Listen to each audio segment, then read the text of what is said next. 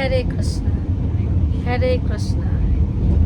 कृष्णा कृष्णा हरे हरे, हरे राम राम राम हरे। तो आज दरभंगा से बेंगलोर की यात्रा का दूसरा दिन है और कल हम पहुंचने वाले हैं बेंगलोर। तो थोड़ा भगवान का चर्चा हो ही जाना चाहिए। जन्माष्टमी भी आने वाली है तो कृष्ण में थोड़ा चर्चा करेंगे। भगवान के जन्मदिन के विशेष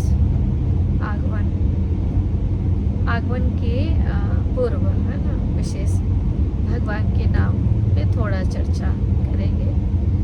तो पहले थोड़ा कीर्तन करते हैं। जय राधा माधव जय कुंज बिहारी, जय राधा माधव जय कुंज बिहारी, गोपी जन वल्लभ गिरवर धारी, गोपी जन वल्लभ गिरवर धारी, जय राधा माधव कुंज बिहारी, राधा माधव जय कुंज बिहारी, गोपी जन वल्लभ गिरवर धारी, यशोदनंदन भज जनरंजन, यशोदनंदन भज जनरंजन, यमुना तीरे बन जाई, यमुना तीरे बन जाई, जय हरे कृष्ण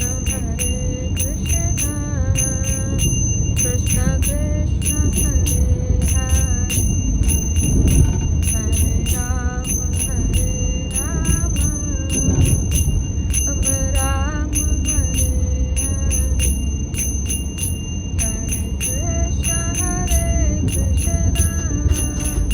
कृष्ण कृष्ण हरे हरे, हरे राम राम राम हरे हरे, हरे कृष्ण कृष्ण कृष्ण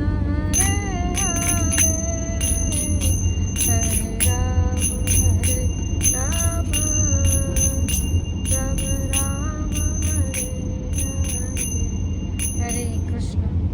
तो थोड़ा चर्चा करते हैं भगवान पे। भगवान का 2026 भगवान का जन्म उत्सव कृष्ण जन्माष्टमी 4 सितंबर को होने वाला है।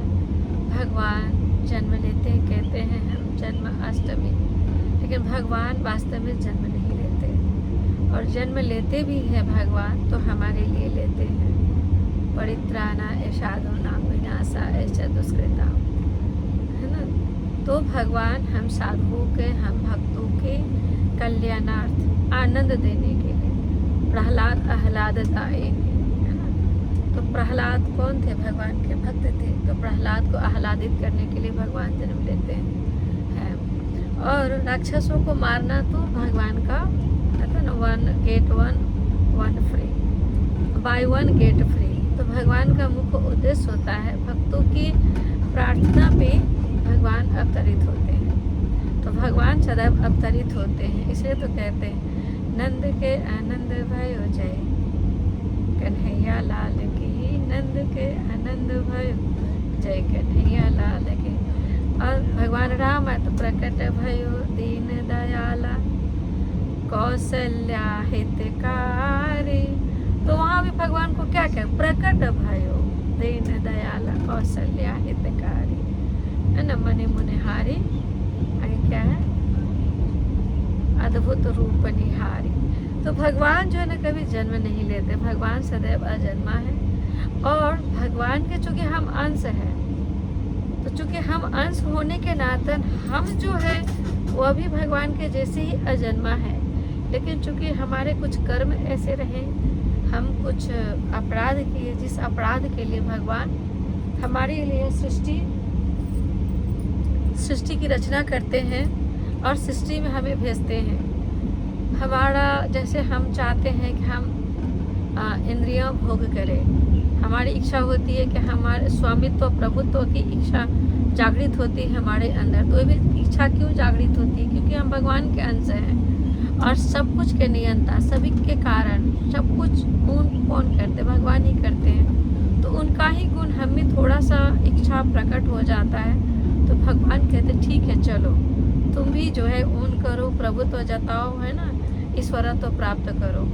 तो वह गुण जो भगवान का ही हमें आता है, लेकिन वास्तव में यह हमारा स्वभाव नहीं। जीव का स्वभाव है वास्तव में जीवेर स्वरूप है कृष्ण का नित्य दास, भगवान की सेवा करना, भगवान का सेवक बनना। लेकिन किसी अपराध के कारण जब हम यहाँ आते हैं तो भौतिकता के प्रभाव से, प्रकृति के 3 गुण के प्रभाव से हम भगवान को भूल जाते हैं, जिसके कारण भगवान को हम अपने जैसा मान लेते हैं ना। यह सब अज्ञानता है।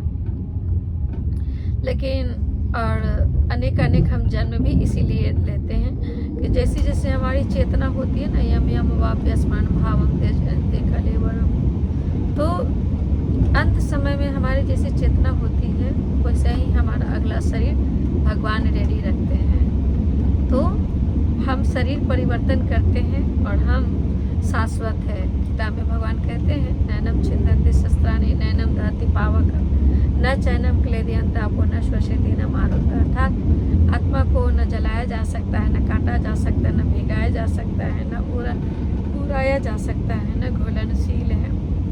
तो आत्मा क्या है? नश्वर है ना। यह गीता का ज्ञान भगवान देते हैं, अर्जुन को देते हैं, इसलिए कि अर्जुन युद्ध करने से विमुख हो रहा था। उसे लग रहा था कि मैं मारने वाला हूँ इन सबों को, युद्ध के मैदान में इन सबको मारने वाला मैं हूँ। तो यह भी भगवान कहते हैं कि तुम जो कोई सोचता है कि मैं यह करने वाला हूँ, मैं इसे मारने वाला हूँ या कुछ करने वाला हूँ, या यह मैंने किया, तो ये सब भगवान गीता में स्पष्ट कहते हैं कि वह फिर क्या है? अज्ञानता है, कृपणता है।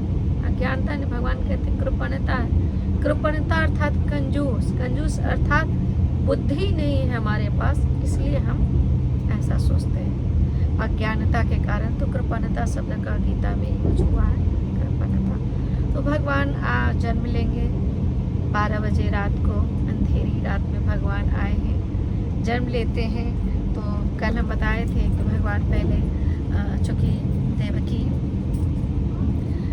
का विवाह करके वासुदेव ले जा रहे होते हैं, और कंस भी कोई ऐसा नहीं था, बहन को बहुत कुछ दहेज में, उपहार में बहुत कुछ धन के साथ विदा करके, और खुद जो है रथ को खुद हाँक के जा रहा था।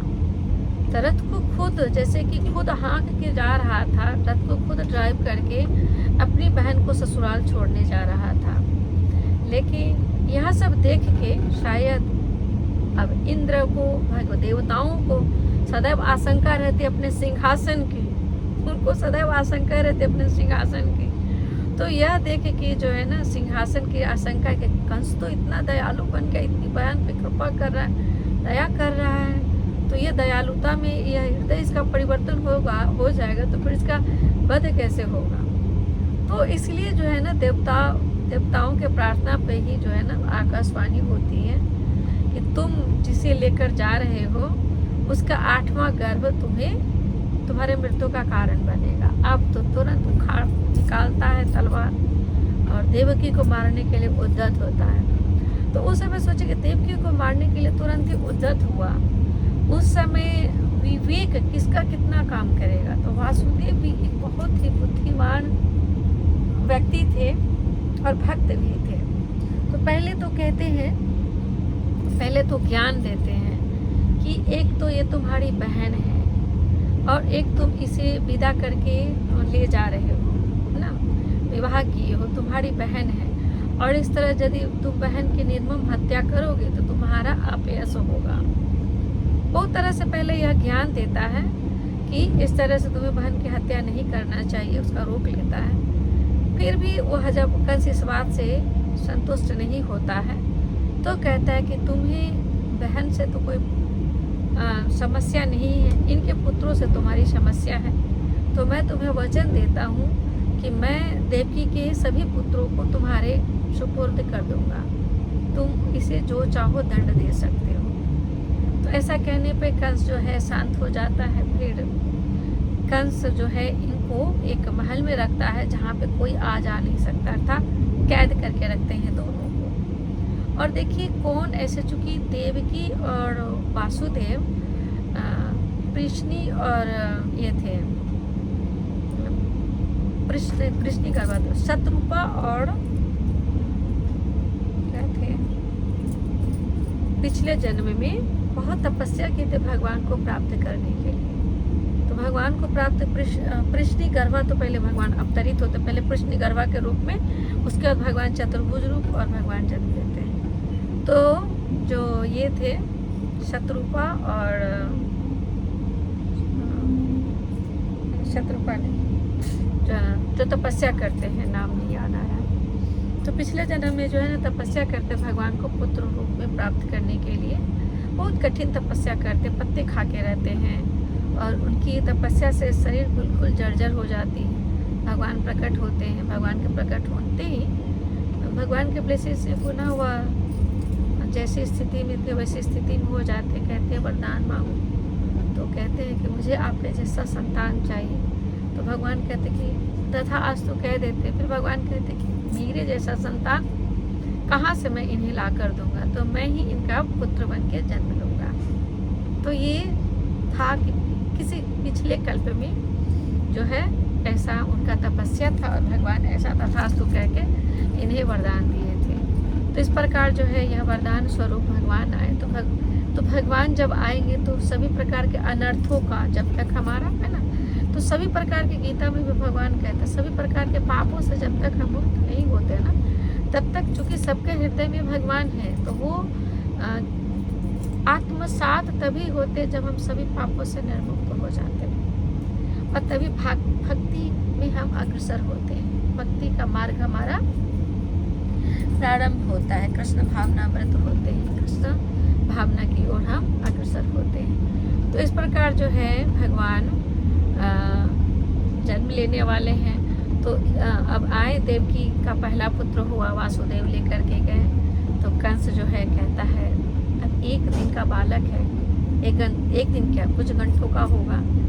वचन के अनुसार वासुदेव तुरंत ही जन्म के बाद लेकर जाते हैं कंस के पास। तो कंस देख के उस पर दया आ जाती है, पुनः उसे दया आ जाती है। तो कहता है इस बालक से भला मेरा क्या द्वेष है, यह तो पहला बालक है, इसे ले जाओ। तो वासुदेव भी प्रसन्न होकर लाके देवकी के गोद में रख देता है। देवकी भी प्रसन्न हो जाती है। पुनः इंद्र सिंहासन के लिए भयभीत उठता है, कंस का वध कैसे होगा यदि इसमें दया आ गई। तो पुनः नारद जी को कहने पर नारद जी पहुंच जाते हैं कमल लेकर के। कहते हैं अच्छा बताइए इस कमल के अष्टदल में पहला कौन है। फिर अब कंस समझ जाता है कि कहाँ हमको किसके लिए नोटिस किया जा रहा है, क्या कहा जा रहा है, किस लिए यह नोटिस किया जा रहा है। तो इस प्रकार जो है तुरंत जाता है देवकी के पास और बालक को गोद से लेता है, उठा के दे मारता है। दोनों ही बहुत रोते हैं, बिलखते हैं और एक एक करके 6 संतान इनके हुए। 6 संतान को कंस उसी प्रकार मार डाला। 7वां बलराम हुए जो भगवान के ही स्वांश अवतार हैं। प्रथम पूर्णांश है बलराम जी। इनका गर्भ का योग माया से भगवान कहते हैं, योग माया से कि इस गर्भ